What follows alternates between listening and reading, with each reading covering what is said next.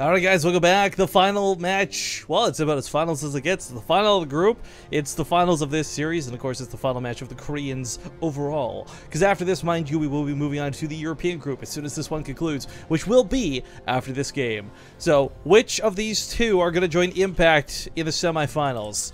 Spotting the bottom left corner of the map, from Axiom, it's the blue Terran Heart. Bright as the red Terran, it's Gumiho.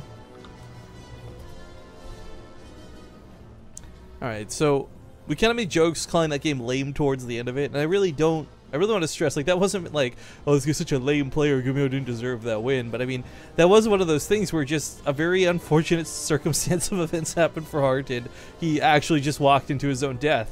It wasn't that dynamic, but it was effective, and that was the thing about Gumiho. He's really able to take advantage of what King Sejong's station was.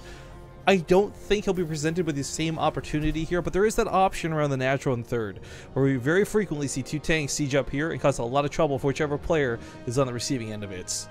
Yeah. I wonder if Hart had even scouted that Gumiho had that third command center, because you think if you scout that, you'd be inclined to try and do something with whatever units you have, basically, right? Before they can really reap the benefits of the third CC, and you've missed the timing as to when you can punish it. It also has to do with, like, you know, Hart was never in control of that map, you know? If he had control of the map and he had Doom Drop somewhere, it wouldn't have mattered potentially. Like, Doom Drops can bring you back in a game and outright end a game too, so. Yeah.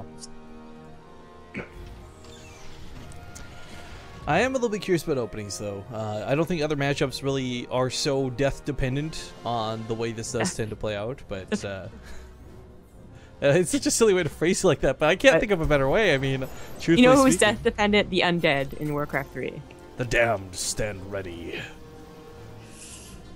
I love those acolytes. They have the StarCraft Easter egg. If you guys don't know, if you click the acolytes a bunch, their normal line is "My life for Ner'zhul," but they'd go "My life for Ire," or "I mean Ner'zhul." It's probably my favorite Easter egg on most of the crossovers. Nice. Well, Gumiho goes for this faster command center again. I mean, so far he's really getting away with it, right? It's like, it's not, I don't know if you can really hard counter it. You know, like a 2-Rax, which you don't usually see in TVT, but anyways, it's always been like the mid game, just like, you know, not having a tank quite out fast enough or not having Hellions in position. And obviously he got away with that fast third CC last game, and that paid off really great. Well, you know, we never did go over the bets for this series, guys. There's 13,455 part 2 have bet on Gumiho to win this, with not too far behind, just shy of 8,000 on Hart there. So it's a lot closer, I think, in the people's minds than I thought it would be. Definitely could have seen this being a little bit more one-sided, but I mean, Hart is probably playing a bigger uphill battle here against that curse that we keep mentioning, which we're totally serious about. I mean, I'm kind of on board with it, yeah. Like, I feel like once you realize that you're going into the curse, though, like if Hart realized it, that's when like is it the placebo effect? I'm not sure. So it's just like magic, dude. It can't affect you unless you believe in it. Okay. Yeah, exactly. Just like any other like cheesy like ABC Family like movie. You just gotta believe. It's the secret. Come with me. Okay, so the Banshee coming out of Hart will have Cloak at a pretty nice timing. I think last game he also got caught a little bit awkwardly coming across the middle of the map because Gumiho, of course, had that really fast Viking. But when you go for the command center first like this, it does cost you a lot of minerals, and it does stall out your production, your end game, which is that starport. So I imagine Gumiho is going to end up playing defensive as a consequence. And we'd probably see a Viking first, maybe even a Raven if he wants to get really crazy, but doesn't have a tech lab, so Viking just kind of fits the bill. Gonna get crazy with the Raven here. It's really crazy. Yep, definitely. I don't know, that voice caught me off guard a little more than it should have. It's because you never do weird voices, man. But anyway, so the Banshee is coming to the natural. Sadly, there's not a lot to pick off here. The turret is finishing, so Hart's damage is limited. But as we all know, if you've played TVT at some point, if you've played against Terran at some point, there's always little gaps where the Banshee can sneak in. It does have a lot of range on it. Yeah. I mean, the Viking is so good because the turret has more vision than it has range. So usually a Viking plus a turret, you don't actually need to get a Raven, which is why Gumiho doesn't bother right now. It's actually Hart going for the Raven. Nice dodger there. Yeah, good dodge, good shot. Both sides just gonna play that out as best you can when there's a one-minded play. Yeah.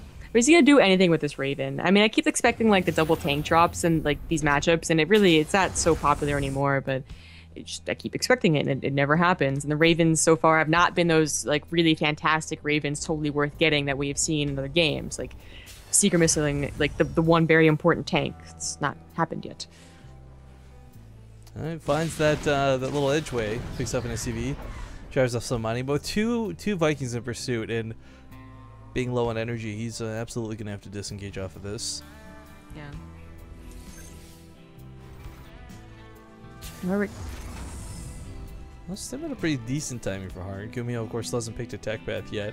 And it's a scenario where, let's not forget, Gumiho prefers mech where he can pull it off. But if he waits too long to try anything, he won't be able to do anything else. And, oh, that's annoying. Yeah, well, luckily that was an easy fix. Yeah. The worst is when you build too close together and your units will finish like 100 out of 100 but can't pop out because there's no physical space. Never had that happen. I've had it happen when you get in those weird scenarios where you're like a one base contain and you can't build because there's siege tanks on all the ledges, and you're like, okay, I'll move the factory over here, and you're like, oh, why is the tank not coming out? I quit. F this game. Flip the table. Rage quit. Alt F4. Well, Hart is he's moving out right now. Double armories are going down, and it's gonna be a mech game, which means like I feel like there was a bunch of things that went wrong in that last game that kind of made it like fizzle out at the end, but that map control that Gumiho had, he was the one pushing, not Hart. It's not really going to happen with mech most of the time. They can push if they really want to, but especially with double armory, I feel like you're going to be like much more passive. So being able to deny a third is going to be a lot easier in this case, and that's, you know, doubly important for a mech player. This Raven, again, I think it's best use with, I mean, maybe point defense drone so the Viking can't kill the medevac, or, you know, takes longer to kill the medevac, but I just always imagine getting those really great secret missiles on the tanks. This is such a weird drop to come into. It's 2 tanks, 8 marines. Like, that's the standard, but... Isn't it 1 tank? Well, that's what I'm saying. It's just 1 tank here. That's why it's weird. Point defense drone is going to go down, allowing this to unload. 1 tank versus 3, though. I think if Gumiho didn't siege these up, actually, he'd have a much better chance at dealing with this army. As you see, it takes so long to siege. The marines are already in range, but they're doing some really good damage, and the tank is just not in range to shoot anything other than SCVs and friendly fire. Vikings going to land after picking off those medevacs, and of course, that goes so poorly for Hart. Yeah. Actually didn't trade out that badly. You look at like SCVs. The numbers, but remember that it's a lot about just denying Gumiho's third, because Hart is again at that situation where he doesn't have one, and if he doesn't have units to do that, then that's where that drop actually really hurts Hart. Yeah. Well, Hart is actually going to start moving out yet again. Gumiho is playing full-on mech, Blue Flame on the way, and of course taking this third base, going to get his comfort zone here pretty quick. With this many Vikings, it's going to be really difficult for Hart to maintain any sort of medevac count. And it's not even that he's trying to go for drops. Those will get picked off. He knows it. He just, the typical medevacs to heal your army with. Yeah. But then here's where we see, like, you know, good players take advantage of the fact that there are Vikings and not more tanks or Hellions, right? So just it's exactly. More about not dropping everyone, losing units, but just waiting until you have, like, a big amount of unit, like a large amount of units, and then going in face first. He should be maybe able to deny the third here. Ooh, I don't know if I like this tank spot out of Hart. He's going to get a little bit greedy going forward on top of this. I mean, there are Hellions, not quite Blue Flame yet, sure, but these tanks have to be covered. They have to be protected.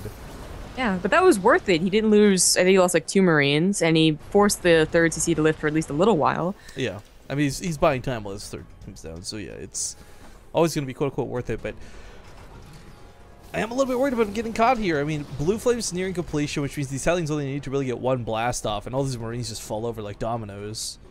Yeah, absolutely. But you know what's also good is that he's forcing Gumiho to be like, where should I put the tanks? Because I know a bio player is going to have 2 armies, or even 3 sometimes, and Overgrowth it actually has 3 entryways, but 2 until those rocks are broken down. And on such a low tank count, you got to decide, do I be a little greedy? Do I take that third right now and risk losing maybe my natural, or, you know, not like what he's doing right now, just keeping it lifted up right now. Another thing to worry about is that the upgrades are going to be faster for the mech player. Ugh. Well, Blue Flame is revealed at this point if you didn't know about it before. Try to maintain that watchtower control. Sadly, that's not going to happen. This doesn't prompt Hart to move in with this army or anything. He could try and take advantage of this ledge. I think would be a great choice to try and do while this goes on. Oh, yeah. Medevacs are, of course, picked up and ready to go. Hellbats, the blue flame, unloaded up in these Medevacs. If Hart's not already pre-spread ahead of time, this gets devastating quickly. Yeah. I think he realized that, like, Gumiho was going to think about that. And yeah, boosting on in. Careful. It's one thing to get at, taking down Medevacs. Yeah, I mean, but the thing is, all those Medevacs have to do is if one Hellbat pops out, that's half the damage on the Marines. If the second Hellbat pops out of the other one, if they each drop just one Hellbat, those Marines are dead. Like, not even a question. The damage is just that crazy. To be honest, I prefer this base location for Gumiho anyways, so I'm really glad that he just had the peace of mind to, like, oh, I can take this other one. Like, when we see people, like, block out a command center from the natural, and it's like, well, I can lift it later. I don't have to cancel it or anything. And he just, you know, took the other base. Breaking down the rocks here does open up another path. Ooh, Thor's coming out. This one's actually kind of cool. The Thors have range that sometimes even Vikings don't have. Positioning is going to help out a lot. And of course, they do a lot of damage, but they're going to be very susceptible to bio. Like, Stim Marines and Marauders are going to take Thors down so quickly. So, for Gumiho to add these in, I'm a little bit curious. Like, these are good for the late game, but I feel like it's still too early to make even one or two of these. There's no real necessity for it. Unless, what if he just Thor drops? Oh, I don't know if they're quite as effective against Terran. I don't know, man. It's gonna. I guess you have the command center can lift. Unlike a hatchery. Would have been cool. I'm just trying to like theorize. Like 1 or 2, I guess, is not bad. It does give it extra range. It's a little bit of effect attack, but Hart's not really shown anything that's warranted these, I feel. Yeah. Well, there's always that fear, which a scan can usually alleviate, but I guess it's possible you don't scan the starports. That the bio player's next step is if they can't break you or out multitask you, they go for the faster starports. And that's when you gotta decide, well, do I transfer over right now and risk getting just overrun because I don't have tanks? Or do I add in a couple of Thors and cover my, you know, my ass? That's so many Blue Flame Hellbats that are just gonna drag and drop on top of this army, and if Hart's not careful, he is going to get absolutely wrecked by this. And he doesn't have any sort of Vikings. He doesn't have any sort of way to focus those down. Gumiho's getting prepared to break Hart on one of these two fronts. Yeah. If not consolidated on just one. But he is, like, moving around. If Hart had vision on the right side of the 3rd CC, he could kill a couple SCVs, get the, you know, the damage done a little bit. But it really is just like a kind of a stalemate right now. And both players are realizing that, and they're going to the next step of TVT. Air. Well, I kind of like this hit squad he's going to get off to the side, right? Like, if Gumiho pushes in, then Hart sandwiches from behind. If Gumiho's out of position, then Hart drops it or sprints into the natural base. But, oh man, one thing we didn't talk about, we're so focused on this army, is of course the potential of actual just straight up Hellbat drops, going to all the mineral lines, picking off all the SCVs. Yeah. Always gonna try and catch this with the Marines. Not quite in position for it. What are these scans going down? Gumiho is afraid that he's, like, expanded everywhere right now. I can't blame him. I mean, Gumiho has really been kind of stuck on these 3 bases, unable to go anywhere. Oh man, dropping those Hellbats on those Marines wouldn't have been a bad idea, would it? Oh, he's it would have lose them, whatever. Some for sure, but yeah, he's starting to give these away for free. And it's not even the Medevacs going down so much as the Medavacs, or not Meta. What am I saying here? It's not even the Hellbats going down so much as it is the Medavacs. Sorry, man, my brain's not working right now. But it's a lot of stims were used, and it's a large portion of the army to be out of position like that because he has no idea if Gumiho is preparing to come in from behind like this and catch him with those Blue Flame Hellions. I mean, the Medavacs may have gone down. Now we got those drops, dragging and dropping. Gonna try to pick up some of the army, maybe. There's no anti-air here, man. Pick up and live. I do want to point out that there's something a little more interesting about this game in regards to the late game air versus air, is that usually when a mech player goes mech in TVT, it's usually just +3 weapons, you know, and then later on maybe they'll do the armor. But Gumiho's had, you know, 2 armories since like the beginning. So for once, his air armor is actually going to be perfectly upgraded, far ahead of Hart. And they're both going to be going for air. So like Hart, he's either got to like put on his own armory or just accept that. Here comes the break. Hellbats directly dropped on top of the tanks, but he can focus them very quickly. We'll see if the rest of the Hellbats can push through. This gives Gumiho tons of time to siege up his tanks, though, and Hart is going to have to absolutely yield his position in the middle of the map. But Hart's reducing, again, air. Like, Vikings have been on that board. Banshees have been on that board, too. The Thors are definitely going to help out. He's done a great job of hiding these, I think is what the key thing is. Yeah. They haven't been scanned at this point, and Gumiho has not continued to produce his own Vikings. I mean, at this point he is now, but he's seen to a point like, hey, I've had air control for so long, he didn't need to. Right. And now he's getting his own Banshees. You might think it's odd that the Mech player gets his Banshees, but there's a lot of instances where there's only Marauders left over. So not a bad idea whatsoever. And then you also, like, this is a game where people have kind of forgotten, like, Banshees are here, so maybe taking down SCVs at the actual mineral lines is not so hard. 4 Banshees to a missile turret, easy. Sprinting for his life. Here come those Vikings, though, not revealed until just now. We got some Thors for those Banshees to look out for. They are light units, it's like shooting Mutalisks for it, but the Vikings can absolutely win this air fight. If he can take out this one Thor, which it doesn't look like he could do, he could kill all those tanks, but the Thor lives. Those SCVs preparing it are absolutely boss mode, and if he lands the Vikings, they die to the tanks. Hart now in a lot of trouble, lost a good portion of his army, and without those, with that Thor standing, his Banshees all fall. No, Hart, no, it's the curse. It's the curse! No! He is down by like pieces of fly, guys. Like the ground army didn't die. There's no way to break the Hellbats too. This Banshee's on top of a good game. It's going to be called, ladies and gentlemen, Gumiho will be the second player out of this group. Going to the semifinals, he will join Impact to fight against the Europeans. It's a little bit sad to see Hart fall, but damn, Hart played a good series today. He played a good set of series as well, and I do hope and look forward to seeing him more in the future. But congratulations to Gumiho. So we got Impact and Gumiho in each side of the semifinals. That should be some pretty fun stuff.